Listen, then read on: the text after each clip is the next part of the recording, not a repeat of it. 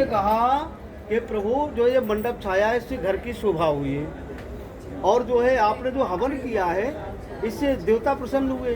जो आपको मैंने मधु पर्क खिलाया था, मधु पर्क से शरीर की शुद्धि होती है, इसमें विवाह का कुछ भी लेना देना नहीं है। तो कन्या कह रही है कि मंडपम मधु पर्कम चा लाजा होम परिक्रमा यावत सब सती पठे कन्या नाम कुमारी का। जब तक आप 7 वचन नहीं दे देंगे जब तक मैं कुमारी हूँ, अभी मेरा विवाह नहीं हुआ है। तो भोलेनाथ ने कहा देवी अब इसमें विवाह में क्या करना है? बोले 7 वचन दो। तो वहाँ तो पार्वती जी ने भगवान भोलेनाथ से 7 वचन मांगे थे अनुज हैं। यहाँ स्वाति आपसे 7 वचन मांग रही है, ध्यान से सुनोगे। तो पहले वचन में तो कन्या कह रही है यदि यज्ञम कुर्यात तस्मत् सम्मति गृहात्। आज के बाद में कोई आप यज्ञ करें, पूजा पाठ करें, कोई भी धर्म कार्य करें, पहले इनसे सलाह लें कि हमें ये पूजा करवाना है, हमें ये काम करना है, करें या ना करें। देखिए एक दूसरे की सलाह से अगर धर्म कार्य होता है तो ज़्यादा महत्वदायक होता है।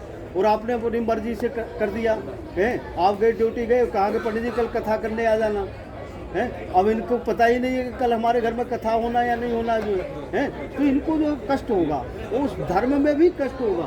तो कम से कम बताना तो चाहिए था, मैं उसी हिसाब से तैयारी करती। तो इनने कहा कि यदि आप यज्ञ करें, पूजा पाठ करवाएं, तो उसमें भी मेरी सलाह लें। वचन स्वीकार है। ओम स्वस्ति बोले तो मुस्कुरा गई। फिर दूसरे वचन में फिर कन्या कहती है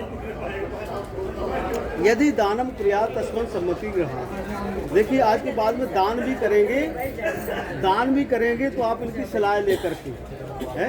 आपको कोई भी दान करना है तो एक दूसरे की सलाह से दान करना चाहिए। अगर दान सलाह से नहीं होगा और इनको जो है दुख हुआ उस दान में है तो दान नहीं, वो जुर्माना हो जाता है। इसलिए ये कह रही कि आज के बाद में आप कोई दान भी करें तो उसमें भी मेरी सलाह लें। अब दान ऐसे नहीं कि मंदिर में आपको 10 रुपये चढ़ाना है तो स्वाति से पूछने जाओ कि 10 रुपये चढ़ाओगे, नहीं। बहन बेटी को इत्यादि छोटे मोटे दानों की पूछने की जरूरत नहीं है। जब कोई बड़ा दान करना है कि कोई धर्मशाला या कोई भागवत में या किसी में भी सहयोग करना है तो उसमें भी इनकी भी सलाह लेनी पड़ेगी है। वचन स्वीकार। ओम स्वस्ति। फिर करने आप दूसरे पंडित जी कह रहे जो ये कहते रहे वो करते रहना जो, ठीक है। फिर इनने कहा, फिर जो कन्या कह रही तीसरे वचन में फिर कन्या कह रही अवस्था त्रयवम पालनम कुर्यात्। देखिए मनुष्य के जीवन में 3 अवस्थाएं होती हैं। 3 अवस्थाएं होती है। कौन कौन सी? बाल अवस्था, युवावस्था और वृद्धावस्था। तो कन्या कह रही है कि बाल अवस्था तो मेरे माता पिता के यहाँ निकली, पढ़ाई लिखाई में इत्यादि में निकली है। अब 2 अवस्थाओं में इनको आपके साथ में रहना है। कौन कौन सी में? युवावस्था में, वृद्धावस्था में। तो देखो जी अनुज जी, युवावस्था में तो सभी ध्यान रखती है। जब तक जो है बहू अच्छा काम करती है, बढ़िया जो मैंने गृहस्थी संभालती है तो कहते भाई बहू बहुत अच्छी आई है। इसने तो घर को स्वर्ग बना दिया। और अगर एक दिन बुखार आ जाए तो दूसरे दिन कहते पता नहीं तो बीमारी चलती रहती है, वहीं से बीमारी आई है। तो इसलिए कन्या कह रही कि आज के बाद में अगर मुझे बुखार या किसी भी प्रकार का स्वास्थ्य साथ नहीं दे रहा, शरीर साथ नहीं दे रहा है, तो उसमें आपको मेरा सहयोग करना पड़ेगा। और तीसरा वृद्धावस्था में एक और समस्या होती है, शरीर जो है चलने नहीं लगता है। तो ऐसा नहीं कि तीर्थ यात्रा में इनकी जाने की इच्छा है, आपने तैयारी करी तो इनकी भी इच्छा है कि हम भी तीर्थ यात्रा जाएं। आपने कहा नहीं आप यहीं बैठो, मैं तीर्थ यात्रा करे आऊँगा, फल तो मैं भी दे दूँगा है। तो ऐसा नहीं, तीर्थ यात्रा भी करें तो साथ साथ करें। इन्होंने कहा अवस्था त्रयवम पालनम कुर्यात्, मेरे साथ साथ आपको अपने जीवन को अब जो है चलाना है। वचन स्वीकार है। ओम स्वस्ति। फिर कन्या कह रही है कि ये तो हो गया धर्म संबंधी बात है। अब जो है कन्या कह रही है अभी इसमें भी संतुष्टि नहीं होती पार्वती जी को, तो कहा गवादि पशु क्रय विक्रय मम पालनम कुर्यात्।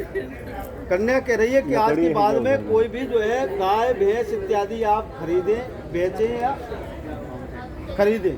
अब पहले तो गाय भैंस चलती थी, 5 प्रकार के पशु थे। अब जो है पहले क्या होता था, बकरी से लेकर के ऊँट तक 5 प्रकार के पशु होते थे। इन्हीं का मनुष्य लेन देन करता था। अब उसकी जगह क्या है, कहीं ये गाड़ी आ गई, कि ये हो गया, कहीं ये मकान हो गया, कहीं दुकान हो गए। अब उसकी जगह ये जो है हर घर जहाँ गाय होती थी वहाँ गाड़ी खड़ी है। तो इनने कहा है आज के बाद में कोई भी गाड़ी, वाहन, मकान, दुकान, किसी भी प्रकार का लेन देन करें तो इनकी सलाह लेने पड़ी। वचन स्वीकार है। ओम स्वस्ति। अरे आप लोग बहुत जल्दी कह रहे तो अच्छा, ये धन तो सभी बता देते हैं। देखो अनुज जी, सभी बता देते हैं, क्योंकि ये तो दिख जाएगा, नहीं बताओगे तो कल पता ही चल जाएगा कि दुकान कहाँ ली है या गाड़ी कौन सी आई है, तो पता चल जाएगा। तो 5वें वचन में फिर कन्या कह रही है कि ये तो दिखने वाला धन है। कन्या कह रही है कि गोपनीय से गोपनीय धनम मम सम्मति रहा। गोपनीय से गोपनीय धन कौन सा होता है? आपने जो है किसी को ब्याज पे दे दिया या बैंक में लिया और सीधा डाल दिया जो है, तो वो किसी को पता नहीं चलता है जल्दी। तो इनने कहा कि जो मैंने गोपनीय धन भी है वो भी मेरी सलाह लेकर के ही रखें, लेन देन करें, क्योंकि जो है अगर मुझे पता रहेगा तो निश्चित है वो धन का उसी हिसाब से आय और व्यय रहेगा। अब जैसे इनको पता नहीं है कि हमारी कमाई कितनी है, आपने बताया नहीं, तो ये तो सोचेंगे 2-4-10 लाख रुपए हर महीना की कमाई है, तो उसी हिसाब से खर्चा बढ़ा देंगे। एक गृहस्थी ऐसी भी होती है कि 15,000 में भी पूरा महीना का खर्चा चला लेती है। वो ये गृहस्थी ऐसी होती है कि लाख रुपए भी आती है उनकी तनख्वाह, फिर भी 25 तारीख को हाथ उठा देते कि आप कुछ नहीं बचा तो आप ऐसा बोले कमे बताएंगे। तो इसलिए जो है सदैव जो मैंने जो है अपना आय व्यय का पता होना चाहिए दूसरे को, ताकि उसी हिसाब से खर्चा रहे। वचन स्वीकार है। ओम स्वस्ति। फिर कन्या कह रही है अब तो ये हो गया जो है धन संबंधी, अब तीसरा हो गया फिर धर्म संबंधी आ गया। छठे ऋतम मम पालनम क्रिया। 6 प्रकार की ऋतुएं होती है भारतवर्ष में। जैसे अभी शिशिर चल रही है, अब हेमंत आ जाएगी, फिर जो है ग्रीष्म आ जाएगी, फिर वर्षा आ जाएगी, फिर इसी प्रकार का जो मने ऋतुएं चलती रहती हैं। भारतवर्ष में ये है कि 6 प्रकार की ऋतुएं होती हैं। तो कन्या कह रही है कि 6 प्रकार की ऋतुओं में हमारे कई त्यौहार ऐसे आते हैं कि जिसमें जो है जब पति भोजन करते हैं तब पत्नी भोजन करती है। और हमारी माताओं के जो हमारे इसलिए शक्ति स्वरूपा कहा है इन लोगों को, हमारी माताओं के बहनों के कोई भी व्रत अपने लिए नहीं होते हैं। सबसे बड़ी बात ये है, ये सबसे ज़्यादा व्रत रखती हैं, लेकिन अपने लिए कोई व्रत नहीं होता है, या तो संतान के लिए या पति के लिए। अब बताओ कोई अपना व्रत है? आपका कोई भी व्रत नहीं होता है अपना, या तो संतान के लिए होता है या पति के लिए होता है, अपना कोई व्रत नहीं होता है। मौन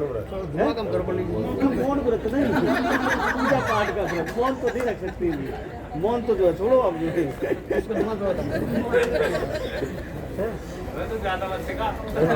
तो इनने कहा कि आज के बाद में मैंने व्रत रखे चलेगा, मगर एक ही धर्म एक वचन काय वचन मन पति पद ब्रह्म।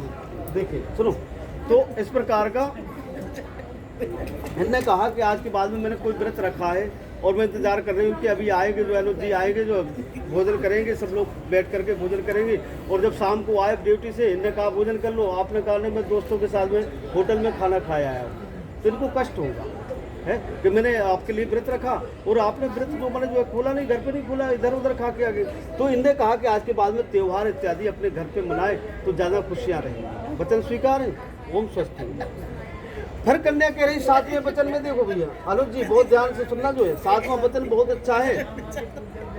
7वें वचन में 7वें वचन में जो है पति को क्या कहा गया है? हस्बैंड कहा गया ना। तो 7वें वचन में यही है, समाज में आप इनने कहा सखी बटु वाक्यम नावदेत। इनने कहा कि आज के बाद में मैं सखियों के साथ में बैठी हुई हूँ, किसी भी प्रकार की मेरे से कोई त्रुटि हो जाती है तो आप समाज में मुझे किसी भी प्रकार की अवहेलना नहीं करेंगे। ये नहीं कि जो मैंने तुमने ये कर दिया, तुमने वो कर दिया। समाज में ये आपको कुछ कह सकती है लेकिन आप इनको कुछ नहीं कह सकती। यहाँ बिल्कुल सत्यता है। पति को समाज में पत्नी को डांटने का अधिकार नहीं, पत्नी को कुछ भी कह सकती है, पत्नी को है, बिल्कुल है। हाँ ये बिल्कुल है। यहाँ ये 7वें वचन में ये जो हमारे जो है पिटाई भी सह लेगा और बोल भी नहीं सकता है। तो इनने कहा सखी बटू वाक्यम नावदेत। आज के बाद में कोई दुर्वचन मुझे समाज में ना कहे, क्योंकि अगर देखो आज के बाद में आप जो है, इनके मास्टर कौन है?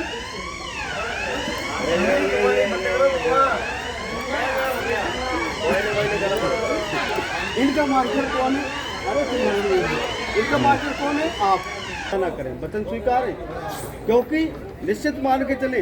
आपको मैं बताऊं, जिसके घर में जो पति अपनी पत्नी का सम्मान करता है उसका सभी लोग सम्मान करने लगते हैं। जैसे किसी की पत्नी किसी का पति मास्टर होता नहीं, और उसकी पत्नी जो है अंगूठा छाप होती है, पढ़ी लिखी नहीं होती, लेकिन फिर भी सब वही लोग मास्टर नहीं कहने लगते हैं, कहते मास्टर नहीं। और वो पढ़ी लिखी थोड़ी है ना, वो मास्टर नहीं है, लेकिन क्या है कि पति के द्वारा उसे सम्मान मिल रहा है। इसलिए जो है आज के बाद में जो भी सम्मान प्राप्त होगा इनको, वो आपके द्वारा होगा है। इसलिए यत्र यत्र पूजन्ते नारी तत्र तत्र रमन्ते देवता। जहाँ जहाँ नारी का सम्मान है उस घर में देवताओं का वास होता है, रिद्धि सिद्धि का वास होता है। इसलिए भैया अनुज जी अपने वचन को स्वीकार करना और इन पर चिंतन करना, क्योंकि पंडित जी तो दक्षिणा लेके अपने घर जाएंगे। ये लोग बराती लोग हैं, सबका अपना अपना खाना पीना खाएंगे, दावत उड़ाएंगे। हाँ भाई इसमें ये था उसमें वो था, दूसरे दिन कोई मतलब नहीं। अपने वचन पे ध्यान रखोगे तो जीवन आनंद हो जाएगा।